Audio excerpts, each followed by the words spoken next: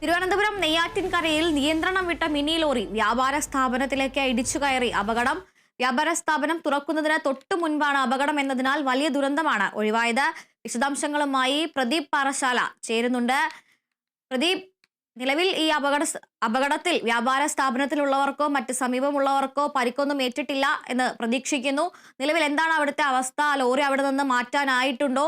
രക്ഷാപ്രവർത്തനം അടക്കമുള്ള കാര്യങ്ങൾ പുരോഗമിക്കുന്നുവോ?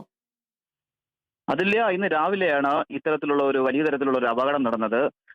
തമിഴ്നാട്ടിൽ നിന്നുള്ള ഒരു മിനി ലോറിയാണ്. ഇത് വാഴക്കുലയുമായി തിരുവനന്തപുരത്ത് പോയതിനു ശേഷം തിരിച്ചു വരുന്ന സമയത്താണ് ഇത്തരത്തിൽ വാഹനം നിയന്ത്രണം വിട്ട് എതിർ ദിശയിലുള്ള വ്യാപാര സ്ഥാപനത്തിലേക്ക് ഇടിച്ചു കയറിയത്. എന്നാൽ ഈ അപകടം നടക്കുന്നതിന് ഒരു മിനിറ്റുകൾക്ക് ശേഷം തന്നെയാണ് വ്യാപാര സ്ഥാപന ഉടമ കട തുറക്കാനായി ആ കടയിലെത്തിയത്. ആ സമയത്താണ് വലിയ തരത്തിലുള്ള ശബ്ദം കേട്ടതും ഇത്തരത്തിൽ അപകടം നടന്നതായിട്ട് കട ഉടമയ്ക്ക് മനസ്സിലാകുന്നത്.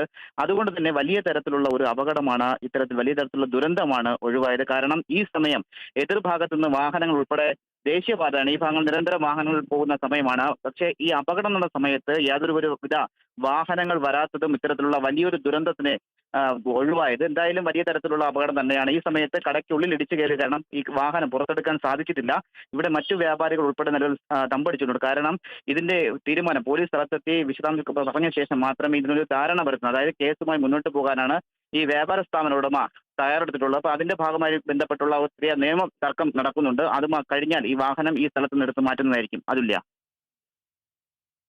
ശരി പ്രദീപ്, തിരുവനന്തപുരം നെയ്യാറ്റിൻകരയിൽ നിയന്ത്രണം വിട്ട മിനി ലോറി വ്യാപാര സ്ഥാപനത്തിലേക്ക് ഇടിച്ചു കയറിയാണ് അപകടമുണ്ടായിരിക്കുന്നത്. എന്നാൽ കടകളെല്ലാം തുറക്കുന്നതിന് മുൻപാണ് അപകടം എന്നതിനാൽ വലിയൊരു ദുരന്തം ഒഴിവായി. വാർത്തയുടെ വിശദാംശങ്ങൾ നൽകിയത് പ്രദീപ് പാറശാലയാണ്.